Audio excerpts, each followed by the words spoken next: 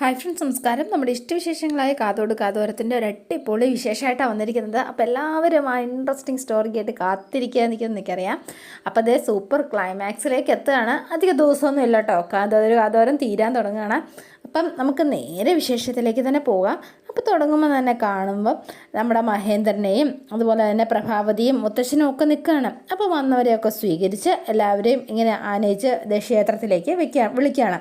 അപ്പോൾ അവരെല്ലാവരും അകത്തേക്ക് വിളിച്ചു. കയറി വന്നോളൂ, കാഞ്ചന അകത്തുണ്ട് എന്നൊക്കെ പറഞ്ഞ് അവരെ അകത്തേക്ക് വിട്ടു കേട്ടോ. അപ്പം മുത്തശ്ശൻ, എന്താ മല്ലിക എന്താ കല്യാണത്തിന് വരാത്തത്, എന്ത് പറ്റി അവക്ക് എന്ന് ചോദിച്ചു മുത്തശ്ശൻ. ആർക്കറിയാം എന്താ പറ്റിയതെന്ന്, വീട്ടിലുണ്ടോ എന്ന് തന്നെ സംശയമാണ്, ഞാൻ കണ്ടിട്ടേ ഇല്ല എന്ന് പറഞ്ഞു പ്രഭാവതി. എന്തായാലും വരാത്തത് നന്നായി. ഇനിയിപ്പോൾ അവർ കാഞ്ചനയുമായി തെറ്റിപ്പിരിഞ്ഞു പോയോ എന്ന സംശയമുണ്ട് എനിക്ക്. കാഞ്ചനയോട് ചോദിച്ചപ്പോൾ അവളൊന്നും പറയുന്നതുമില്ല എന്ന് പറഞ്ഞു മഹേന്ദ്രൻ. അതിന് സാധ്യതയുണ്ട്, തള്ളിക്കളയാൻ പറ്റില്ല. കാഞ്ചന കല്യാണം കഴിക്കുന്നത് അവൾക്കിഷ്ടമായിരുന്നില്ലല്ലോ. ഇഷ്ടമായിരുന്നു എന്ന് അവൾ അഭിനയിക്കായിരുന്നു. അവർ വീട്ടിൽ നിന്ന് പോയാൽ നന്നായി, അല്ലെങ്കിൽ അവിടെ നിന്ന് ഓടിക്കാൻ വേണ്ടി നമുക്ക് വേറെ കൊട്ടേഷൻ കൊടുക്കേണ്ടി വന്നേനെ എന്ന് പറഞ്ഞ് ഇവരിങ്ങനെ ചിരിക്കുകയാണ്. ആര് വന്നില്ലെങ്കിൽ എന്താ, ചെറുക്കം വന്നാൽ മതി. അല്ല, അനിലേട്ടനെ കാണുന്നില്ലല്ലോ, മഹേന്ദ്രനെ ഒന്ന് വിളിക്ക്, അനിൽ എത്തിക്കോളും. നീ വെറുതെ എന്തിനാ ഈ ടെൻഷൻ അടിക്കുന്നത്? അല്ല, എന്നാൽ എനിക്ക് നല്ല പേടിയുണ്ട് ജീവനെ, അതാ എന്ന് പറഞ്ഞു. അവൻ കല്യാണത്തെക്കുറിച്ച് ഒന്നും അറിഞ്ഞിട്ടില്ല. അറിഞ്ഞിരുന്നെങ്കിൽ അവൻ ഇതിനോടകം വീട്ടിലെത്തിയേനെ, ഉറപ്പ്. അപ്പോൾ ഈ സമയത്താണ് നമ്മുടെ മാലുവും രാജേന്ദ്രനോട് അങ്ങോട്ടേക്ക് എത്തുന്നത്. ഭയങ്കര സന്തോഷത്തിലാട്ടോ. അപ്പോൾ രാജേന്ദ്രൻ അങ്ങോട്ടേക്ക് വന്നു. അല്ല, നിന്റെ കൂട്ടുകാരൻ ഭാര്യയെ എത്തിയല്ലോ, ഇനി എന്താ? എൻ്റെ കൂട്ടുകാരൻ മാത്രമല്ലല്ലോ, ഈ എന്താ അച്ഛൻ്റെ മോനോടല്ലേ ഞാൻ എന്നിങ്ങനെ രാജേന്ദ്രൻ ഇങ്ങനെ പറയാണ്. അല്ല, രാഖി എവിടെ എന്ന് ചോദിച്ചു. അമ്മയ്ക്ക് നല്ല സുഖമില്ല, അതുകൊണ്ട് രാഖി അമ്മയും കൊണ്ട് ഹോസ്പിറ്റലിൽ പോയിരിക്കുക. അയ്യോ, എന്തു പറ്റി? പനിയാ, ഇപ്പോൾ വലിയ കുഴപ്പമൊന്നുമില്ല, എങ്കിലും വീട്ടിലുണ്ട് എന്ന് പറഞ്ഞു. അല്ല മഹേന്ദ്ര, ചെറുക്കനും വീട്ടുകാരും ഒക്കെ എന്നോ? ഇല്ല, ഇപ്പം എത്തും, നിങ്ങളകത്തേക്ക് ചെല്ല. ശരി മഹേന്ദ്ര എന്ന് പറഞ്ഞ് മാലുവും കൂട്ടിക്കൊണ്ട് ഇവരകത്തേക്ക് പോവാണ് കേട്ടോ.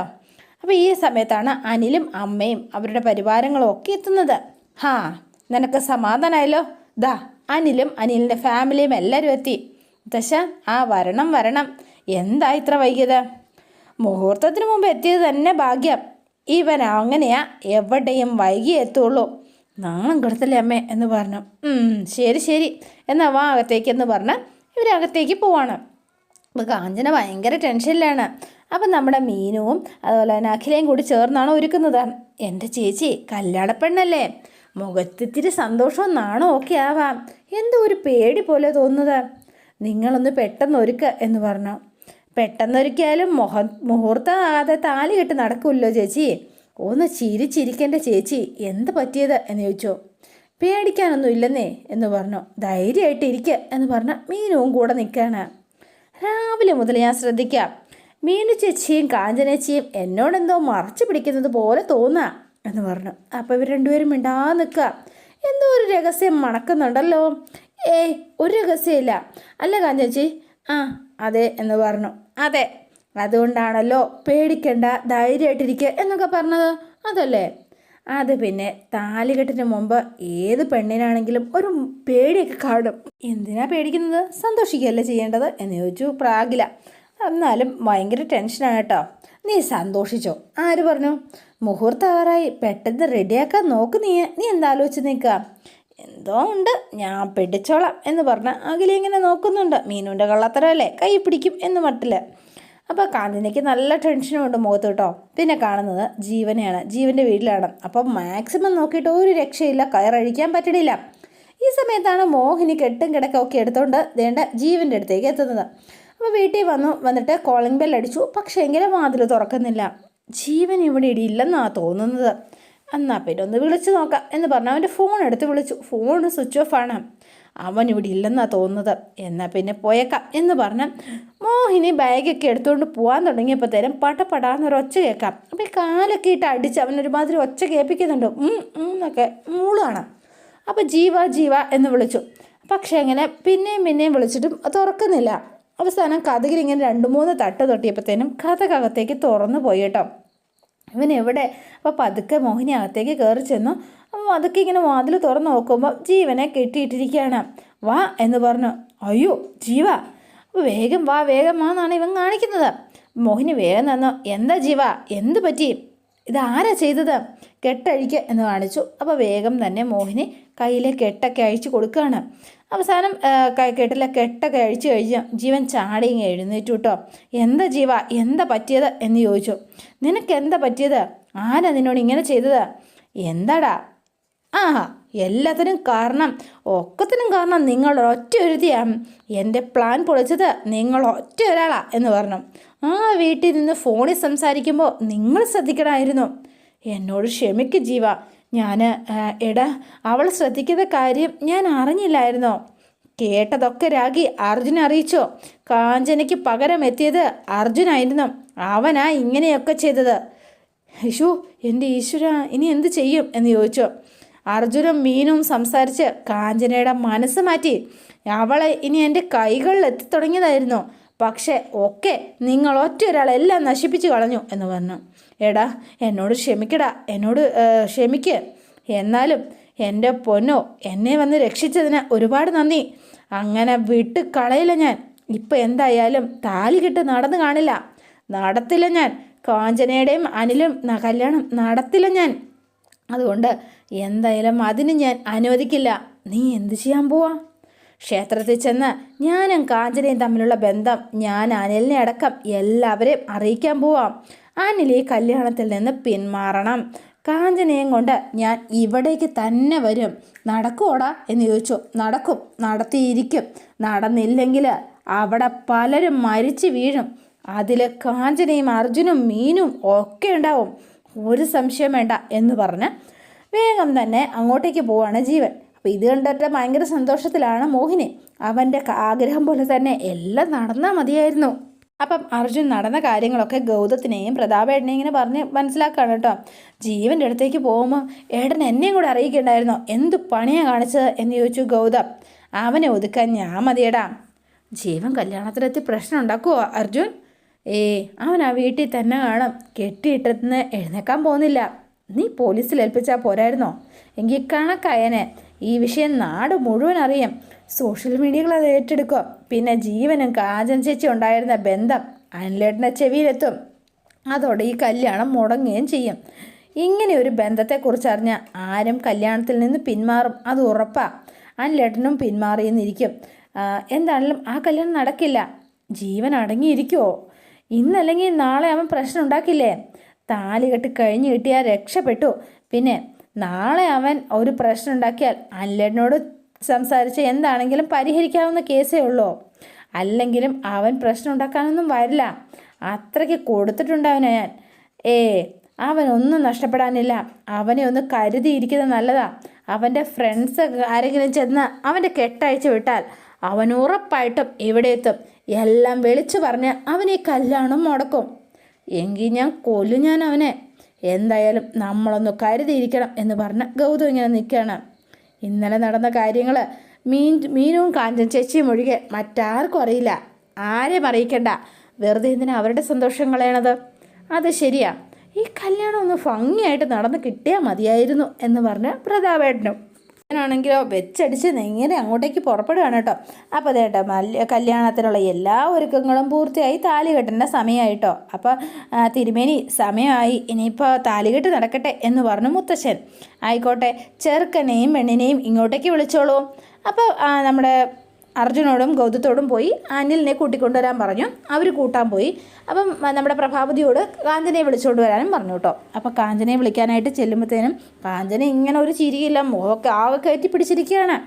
ആഹാ, ഇതുവരെ ഒരുങ്ങി കഴിഞ്ഞില്ലേ എന്ന് ചോദിച്ചുകൊണ്ടാണ് പ്രഭാവതി പറഞ്ഞത്. ഓക്കെ അല്ലേ ചേച്ചി എന്ന് ചോദിച്ചോ. ഒന്ന് ചിരിക്കെൻ്റെ ചേച്ചി, ഒരു ടെൻഷനും വേണ്ടാന്നേ എന്ന് പറഞ്ഞു മീനുൻ്റെ മുഖത്ത് വളരെ ദയനീയമായിട്ടാണ് നോക്കണത്. മീനു എന്തായി എന്ന് ചോദിച്ചു. അല്ല, ഇനി റെഡി ആയില്ലേ? റെഡിയാമേ എന്ന് പറഞ്ഞു. എന്നാൽ മുഹൂർത്തമായി, വാ പോവാം. വേറെ പ്രശ്നമൊന്നും ഇല്ലല്ലോ അല്ലേ? എന്ത് പ്രശ്നം? നീ വാ മോളെ, നിങ്ങളും വാ എന്ന് പറഞ്ഞ് ഇവരെ 3 പേരോടെ കൂട്ടിക്കൊണ്ട് അങ്ങോട്ടേക്ക് ചെല്ലണം. അപ്പോൾ അനിലിനെയും കൂട്ടി അവരും വന്നു കേട്ടോ. അപ്പോൾ എല്ലാവരും വന്നു. ചെറുക്കനും പെണ്ണും എത്തി. ഭയങ്കര സന്തോഷത്തിലാട്ടോ. ഈ സമയത്താണ് ജീവൻ അങ്ങോട്ടേക്ക് എത്തിക്കൊണ്ടിരിക്കുന്നത്. അപ്പോൾ ജീവൻ ക്ഷേത്രനടയിലെത്തി ബൈക്ക് അവിടെ വച്ചിട്ട് അകത്തേക്ക് പോവാണ്. ഈ സമയം രണ്ടുപേരും പൂമാല അങ്ങോട്ടേക്കും ഇങ്ങോട്ടേക്കും അണിയിച്ചു. ഇനിയിപ്പോൾ താലി കെട്ടിനുള്ള സമയമാണ്. ഇത് കണ്ടുകൊണ്ടാണ് ജീവൻ കയറി വരുന്നത്. ജീവൻ വരുന്നത് പെട്ടെന്ന് ഗൗതത്തിൻ്റെ ശ്രദ്ധയിൽപ്പെട്ടു. ഏട്ടാ ദേ ദേ ജീവൻ എന്ന് പറഞ്ഞു. അപ്പോൾ ഇവർ രണ്ടുപേരും വേഗം അങ്ങോട്ടേക്ക് ചെല്ലുകയാണ്. എന്താടാ, എന്ത് ഭാവിച്ചാടാ നീ എന്തിനാടാ ഇപ്പം ഇങ്ങോട്ട് വന്നത്? നിനക്ക് മരിക്കാൻ പേടിയില്ലേടാ എന്ന് ചോദിച്ചു. ഇവന്മാർ 3 പേരുടെ അങ്ങോട്ടും ഇങ്ങോട്ടും ഉന്തും തള്ളൻ നടത്തുകയാണ് കേട്ടോ. അതെ, ഈ കല്യാണം നടക്കില്ലടാ. ഓ ശരി, അവൻ കാഞ്ചനയുടെ കഴുത്തിൽ താലി കെട്ടില്ല. നീ എന്താടാ കരുതിയത്? ഞാൻ അവിടെ കിടന്ന് മരിക്കുമെന്നോ? നിനക്ക് കിട്ടിയതൊന്നും മതിയായില്ലല്ലേടാ എന്ന് ചോദിച്ചു. അപ്പോൾ അങ്ങോട്ടും ഇങ്ങോട്ടും ഇവന്മാരെ അടിക്കുകയാണ് കേട്ടോ. എന്നിട്ട് ഇവന്മാരെയും തള്ളിയിട്ട് ഇവൻ നേരെ അകത്തേക്ക് കയറി ചെല്ലുക. അപ്പോൾ തിരുമേനി താലിയൊക്കെ എടുത്ത് ഇവനെ കൈ കൊടുത്തു. അപ്പോൾ കെട്ടാനായിട്ട് ഇങ്ങനെ റെഡി ആയിട്ട് നിൽക്കുകയാണ്. അപ്പോഴാ താലി കെട്ടരുത് എന്ന് പറയുന്നത്. ഇവൻ ഒച്ചയ്ക്ക് ഈ ജീവൻ്റെ ശബ്ദമാണ് ഇങ്ങനെ വരുന്നത്. അപ്പോൾ എല്ലാവരും ഒന്ന് ഞെട്ടി ധരിച്ചു പോയി കേട്ടോ. ബാക്കി എല്ലാവരും ഇങ്ങനെ പേടിച്ചിങ്ങനെ നിൽക്കുകയാണ്. ഇനി എന്താ സംഭവിക്കാമെന്നറിയില്ലല്ലോ. അപ്പോൾ കാഞ്ചനയും ചടങ്ങ് നിർത്താനോ എന്ന് ചോദിച്ചു നമ്മുടെ അനിലിൻ്റെ അമ്മ. താലി കെട്ടരുതെന്ന് പറയാൻ നീ ആരാ? ഞാൻ ജീവൻ, എൻ്റെ പെണ്ണാ ഇവള് എന്ന് പറഞ്ഞു. അപ്പോൾ എല്ലാവരും ഒന്ന് ഞെട്ടിപ്പോയി കേട്ടോ. മാറിക്ക് എന്ന് പറഞ്ഞു മഹേന്ദ്രൻ. വേണ്ട, ഇവൻ പറയുന്നത് കേൾക്കണം ഞങ്ങൾക്ക് എന്ന് പറഞ്ഞു അനിലിൻ്റെ അമ്മ. അപ്പോൾ അങ്ങനെ പറഞ്ഞുകൊണ്ടിരുന്ന സമയത്ത് വേഗം തന്നെ ഇവരെല്ലാവരും ഇങ്ങനെ മുഖത്തേക്ക് നോക്കുക. കാഞ്ചന നിൻ്റെ പെണ്ണാന്നല്ലേ നീ പറഞ്ഞത്? നീ ഇവളുടെ കഴുത്തിൽ താലി കിട്ടിയിരുന്നോ എന്ന് ചോദിച്ചു. ഇല്ല, ഇന്ന് ഞങ്ങൾ തമ്മിൽ വളരെ പ്രണയത്തിലായിരുന്നു.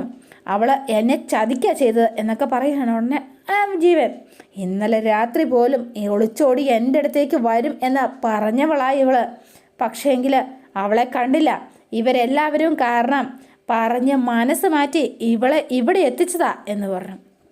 അപ്പം ആകെ ടെൻഷനായി കേട്ടോ. ഇനി എന്താ പറയാന്നറിയില്ലോ. കാഞ്ചനയുടെ വാക്കുപോലെ ഇരിക്കുക. വർഷങ്ങൾക്ക് മുമ്പേ ഞങ്ങൾ 2 പേരും പ്രണയത്തിലായിരുന്നു. അതിൽ ഇവരെല്ലാവരും കൂടി ചേർന്നാ താടയിട്ടത്. ഒന്നും പറയണ്ട അല്ലേ അനിലേ, ഈ കല്യാണത്തിൽ നിന്ന് നീ പിന്മാറണം എന്ന് അനിലിനോട് ഇവനിങ്ങനെ പറയുകയാണ് ജീവൻ. അപ്പം അനിലാകെ വാ പൊളിച്ച് നിൽക്കുകയാണ്. ഇനി എന്താ സംഭവിക്കാമെന്ന് അറിയില്ലല്ലോ. അപ്പോൾ വേഗം തന്നെ ആകെ പേടിച്ചു പോയിട്ടോ. ഇവളെ എൻ്റെ പെണ്ണ, എൻ്റെ മാത്രം പെണ്ണ, എല്ലാവരുടെ ചതിക്കായിരുന്നു നിന്നെ. അതാ ഞാൻ പറഞ്ഞത്. വേഗം അർജുൻ പറഞ്ഞു, ഇവനൊരു സൈക്കോയാ. കല്യാണം കഴിച്ച ചേച്ചിയോട് പ്രതികാരം ചെയ്യാനായിരുന്നു ഇവൻ്റെ പ്ലാൻ എന്ന് പറഞ്ഞു. ഇവനൊരു സൈക്കോയാ. അപ്പം മുത്തശ്ശൻ പറഞ്ഞു, തല്ലി ഓടിക്കട്ടെ ഇവനെന്ന്. ഓടിക്കാൻ വരട്ടെ. അതെ, കാഞ്ചന എന്താ ഒന്നും പറയാത്തത് എന്ന് ചോദിച്ചു അനിലിൻ്റെ അമ്മ. നിൻ്റെ വീട്ടുകാർ നിർബന്ധിച്ചാണോ നിന്നെ ഈ കല്യാണത്തിന് സമ്മതിപ്പിച്ചത്? ചോദിച്ചത് കേട്ടില്ലേ? അപ്പോൾ എല്ലാവരും ഒന്ന് പേടിച്ചു. കാഞ്ചന എന്ത് പറയും എന്ന് ആലോചിച്ച് അപ്പോൾ അമ്മയുടെ മുഖത്തേക്ക് നോക്കിയപ്പോൾ അമ്മ അങ്ങനെ തലയാട്ടി കാണിക്കുകയാണ്. ഒരിക്കലും അങ്ങനെ പറയരുത് എന്നുള്ള മട്ടിൽ കേട്ടോ. അപ്പോൾ കാഞ്ചന അവസാനം എല്ലാവരുടെയും മുഖത്തേക്ക് ഒന്ന് നോക്കിയ ശേഷം ഇല്ല, എന്നെ ആരും നിർബന്ധിച്ചിട്ടില്ല, അല്ല ഒരിക്കലും അല്ല എന്ന് പറഞ്ഞു. അപ്പോൾ ജീവൻ ഒന്ന് ഞെട്ടിപ്പോയി കേട്ടോ. കാഞ്ചന അങ്ങനെ പറഞ്ഞല്ലോ എന്ന് ഓർത്തിട്ടാണ് ഇവൻ വാ വിളിച്ച് നിൽക്കുന്നത്. ഞാനും ജീവനും പ്രണയത്തിലായിരുന്നു എന്നുള്ളത് സത്യമാണ്. എന്നെ ചതിക്കാനും പ്രതികാരം ചെയ്യാനും ഉദ്ദേശത്തിലാണ് ഇയാൾ എന്നെ കല്യാണം കഴിക്കുന്നതെന്ന് മനസ്സിലാക്കിയപ്പോൾ ഞാൻ പിന്മാറി. ഇപ്പോൾ എനിക്ക് ഇയാൾ വെറുപ്പാണ് എനിക്ക്. അപ്പോൾ ഇടി എന്ന് വിളിച്ചപ്പോഴത്തേനും രാജേന്ദ്രൻ മിണ്ടാതിരിക്കട അവിടെ എന്ന് പറഞ്ഞു. കാഞ്ചനെ, നിനക്ക് അനിലിനെ ഇഷ്ടമല്ലേ എന്ന് ചോദിച്ചു. നീ പൂർണ്ണ സമ്മതത്തോടെ അല്ലേ ഇപ്പം അനിലിനെ ഈ കല്യാണത്തിന് സമ്മതിച്ചത്? അപ്പോൾ ഒന്ന് ആലോചിച്ചിട്ട് അതെ, എനിക്ക് അനിലേട്ടനെ ഇഷ്ടമാണ്. ഞാൻ പൂർണ്ണ മനസ്സോടു കൂടി തന്നെയാണ് ഈ കല്യാണത്തിന് സമ്മതിച്ചത്. എങ്കിൽ ഈ കല്യാണം നടക്കട്ടെ എന്ന് തന്നെ പറഞ്ഞു അമ്മ. അപ്പം ജീവൻ്റെ കിളി പോയി എന്നുള്ളത് സത്യം. അപ്പോൾ അതെ എടാ, നാണമില്ലേടാ നിനക്ക്? ഞാനിവളെ പ്രണയിച്ച് കുറേ നടന്നതാ എന്ന് പറഞ്ഞാൽ നാണമുണ്ടോടാ ഇവളെ കെട്ടാനായിട്ട്? അപ്പോൾ അനിലിനെ പ്രകോപിപ്പിക്കുകയാണ് ഈ ജീവൻ അവിടെ നിന്നിട്ട്. അപ്പോൾ ഇവരിതിങ്ങനെ കേട്ടുകൊണ്ട് നിൽക്കുക. അപ്പോൾ അമ്മ, എന്തിനാടാ നാണിക്കുന്നത്? ഇവള് നിന്നെ മാത്രമല്ലേ പ്രണയിച്ചിട്ടുള്ളൂ, പക്ഷേ ഇവനെ 10 പെമ്പിള്ളാരെ പ്രണയിച്ചിട്ടുണ്ട്. അതറിയോ നിനക്ക്? അയ്യോ, കിളി പോയി ജീവൻ്റേത്. പിന്നെ വാ തുറന്നൊന്നും പറയാൻ പറ്റുമോ? ഒരക്ഷരം മിണ്ടാനുള്ള വോയിസ് ഇല്ലാണ്ടായിപ്പോയി. അതെ, അതൊക്കെ അങ്ങനെ അങ്ങ് നടന്നോളും. അതൊന്നും വലിയ സീരിയസ് കാര്യമൊന്നുമല്ല. ആർക്കും ആരോടുമുള്ള പ്രണയം ഒന്നും ശാശ്വതമൊന്നുമല്ല. പിന്നെ നീ ഒന്ന് പോളച്ചക്ക. ഭാര്യയും ഭർത്താവും ആകുമ്പോൾ അവർ പ്രണയിച്ചോളും. അല്ലേ, നീ കെട്ടടാ താലി എന്ന് പറഞ്ഞു. അവസാനം ഡാ എന്ന് വിളിച്ചപ്പോഴത്തേനും അടിച്ച് ശരിയാക്കടാ അവനെ എന്ന് പറഞ്ഞു പ്രഭാവതി. പിന്നെ അവനെയും പിടിച്ചുകൊണ്ട് ഇവന്മാരെ അർജുനും ഗൗതവും കൂടെ വീടില്ല ഞാൻ, ദേ ഓർത്തോ നിങ്ങൾ എന്ന് പറഞ്ഞാൽ ഇതിന് പകരം ചെയ്തില്ലെങ്കിൽ എൻ്റെ പേര് ജീവൻ എന്നല്ല, ഒറ്റയടി അങ്ങ് വെച്ച് കൊടുത്തു അർജുൻ. പോടാ പോടാ ഇവിടുന്ന് എന്ന് പറഞ്ഞു. വിട്ടുപോ, ഓർത്തോ വച്ചിട്ടുണ്ട് നിനക്കൊക്കെ എന്ന് പറഞ്ഞ് അവൻ അങ്ങോട്ടേക്ക് പോയി. അപ്പോൾ ഇവിടെ ബാക്കി എല്ലാ പെർഫോമൻസും കഴിഞ്ഞ് നീ താലി കെട്ടടാ മോനെ എന്ന് പറഞ്ഞു. അങ്ങനെ നമ്മുടെ കാഞ്ചനയുടെ കഴുത്തിൽ താലി കെട്ടുകയാണ്. അപ്പോൾ കൈ പിടിച്ചു കൊടുത്തു നമ്മുടെ മഹേന്ദ്രൻ. അങ്ങനെ എല്ലാ കാര്യങ്ങളും ശുഭവും മംഗളമായിട്ട് നടക്കുകയാണ്. അതോടെയാണ് ഇന്നത്തെ വിശേഷം അവസാനിക്കുന്നത്. ഇനി നാളത്തെ വിശേഷം ഇതിലും ഗംഭീരമാണ്. അപ്പോൾ എല്ലാവരും വെയിറ്റ് ചെയ്യുക. നിങ്ങൾക്ക് ഇഷ്ടപ്പെട്ടുവെങ്കിൽ ലൈക്ക് ചെയ്യുക, ഷെയർ ചെയ്യുക, തൊട്ടടുത്ത ആ ബെൽ ബട്ടൺ കൂടെ ഒന്ന് ഞെക്കുകയാണെങ്കിൽ ഞാൻ ഇടുമ്പോൾ തന്നെ നോട്ടിഫിക്കേഷൻ ലഭിക്കുന്നതായിരിക്കും. പുതുപുത്തൻ വിശേഷമായിട്ട് എത്താം. Bye and see you again.